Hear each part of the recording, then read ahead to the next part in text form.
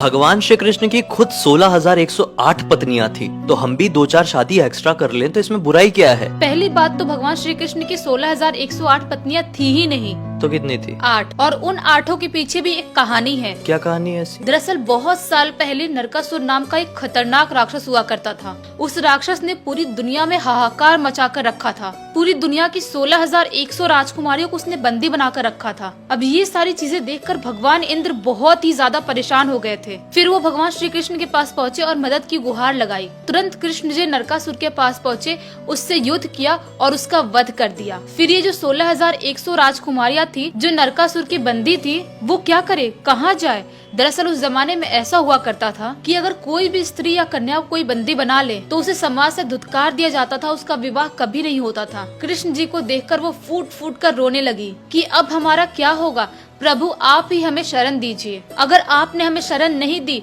तो हम अपना देह त्याग कर देंगे। बस इसी वजह से कृष्ण जी ने उनके प्राण बचाने के लिए, उनकी इज्जत रखने के लिए ये कह दिया कि आज से पूरी दुनिया तुम्हें मेरी पत्नियों के रूप में जानेगी। हमारे बीच में संबंध कोई नहीं होगा, लेकिन फिर भी सभी लोग तुम्हें कृष्ण की पटरानियों के नाम से जानेंगे।